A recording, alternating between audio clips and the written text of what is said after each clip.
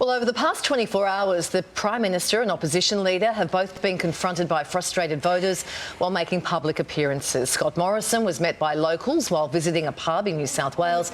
Labor leader Anthony Albanese faced his own heckler at a press conference while on the campaign trail. Have a listen.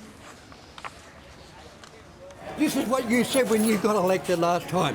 We're going to help all those people that worked all their lives, paid their taxes. Congratulations on being the worst Prime Minister we've ever had. I've got a tough question. Are you up for it? And my question is... No, we're just taking questions from journalists because that's what you do at a press conference. Yeah, both leaders handle their situations very differently, but who handled it better? Here to break it all down for us is our body language and communications expert, Louise Mahler. Lovely to see you in the flesh, Louise. Oh, good morning, and look at you two. Larry. I feel like the thorn between two virtual roses today. Take us through the PM's reaction first up.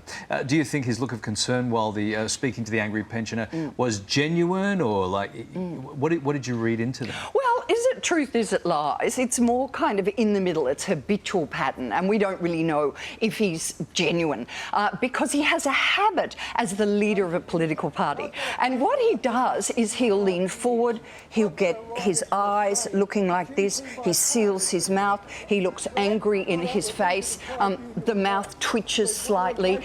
This is not suitable today because leadership has changed. And what we want from leaders are people who connect, not the leader of a party, but the leader of a nation. Right. And that's somebody who has solid skills to communicate. He eventually turns away. It looks like he handled it pretty okay, or no? No, Kylie, no.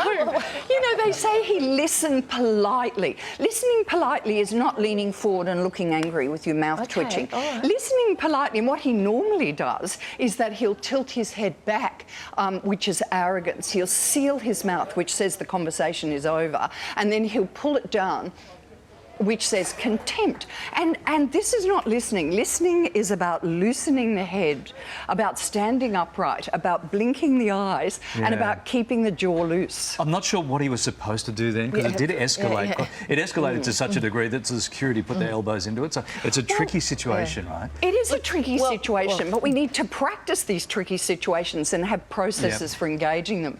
I think empathy, reflection, and then only when he's done that can he turn away to the rest of the crowd. But instead, they try to answer the question, and that's not a suitable response when there's emotion. Okay, what about Anthony Albanese? Heckled by...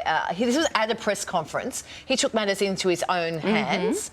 He did speak back, and what does this tell us about his body language? Well, he handled it well, and I think that it was taken out of context because the man was asking a question at a press conference that wasn't for general public, it was for journalists. He put his hands forward and said, stop, stop, stop, and that's okay. See, I would have thought the opposite. Isn't that bad, putting your hands up and like a... Well, the man shouldn't have been there. The man shouldn't have been there. And what gave it away was at the end, the man said, you're not prepared to answer that question, which was unfortunate that they grabbed that because he did answer the question off stage. Mr Albanese's particular body language, that is a problem. They've fixed his suit, they've fixed his teeth, they've fixed his hair, he's lost weight, all of those things. But they're not managing his speech defect. And his speech defect is not a defect, again, it's a habit, so he could change it, where he flares his nostrils when he speaks. He brings up his top lip, and then he has a lazy tongue. So we get a lot of S and that sort of thing. Have you noticed that? Well, not quite spelled out as you just did it then. Interesting. So he'll say rapid antigen test. And the issue with that is that we interpret any speech defect as incompetence, which is a major challenge, and it needs to be changed. OK. All right, let's go over to Hollywood now. So much going on. We need to get your opinion on the Will Smith slap saga, of course. What was your take on the actor's smirk when he walked away? There was a whole lot going on, but when he walked away, he was smirking. Every part of it was a disgrace. Yes. The way that he approached slowly, premeditated act, and then he hit. If you were hitting, you'd normally pull your arm back. Instead of that, he lashed out from there as a surprise. This was vicious. And then he turned, he lifted his head, he smirked, and then he grabbed his pants and walked back slowly. This was a man for whom this was not his first rodeo with violence. He it showed that this was something he was very comfortable with, and I think it was a disgrace. Wow, OK, let's go to Jada's reaction. We've seen the eye roll that preceded the slap before, but what about the video that emerged later when she was laughing as Will returned to his seat? Well, again, you know, there are reasons about her alopecia, about alcohol, parents who had alcohol. There are lots of reasons for this behaviour. It was a disgrace. You know, she should not laugh. There was nothing funny about it. Chris Rock was clearly visibly shocked. Is there anything else you take away from his body language? Chris Rock, what a magnificent performance. So, again, before, during and after, when he was approached, he had his hands behind his back, he had his jaw loose, he leaned forward with anticipation of what was going to happen and excitement. He was then slapped. His immediate action was to clench his fist and look angry. He chose not to take that forward. He went upright again, loosened his jaw, put his hands behind his back, and just maintained a neutral position.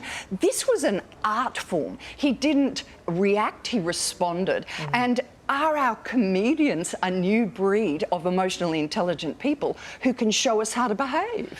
Let's move on now. We're nearly out of time, but these are comparison photos of Ukrainian President Volodymyr Zelensky before and after Russia's invasion, and obviously taken a toll, massive toll on the leader. Yep. He's become such a global figure. What do you take from Zelensky's body language? He's magnificent. What does he do? First of all, he's produced beautifully by his production team, who his lighting, his sound, front on globally when he's speaking for social media, his side on with his head forward, everything there. But it's his body that he manages. How the man hasn't dropped dead, I don't know.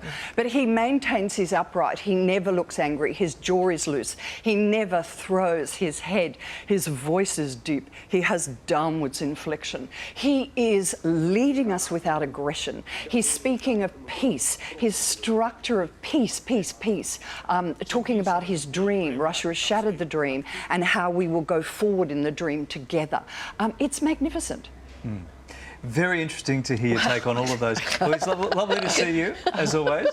Thank you. There's so much to take in. All of that, Louise. Good stuff. Thank you so much. So interesting. I never know how to sit when Louise is here. I don't know if that's right or wrong. I don't know. You're perfect. I just touched my face. Nothing No, could be a bad thing. Liar. Soon. Aren't you a little shell-shocked after all of that? Liar, I'm not talking to you, liar.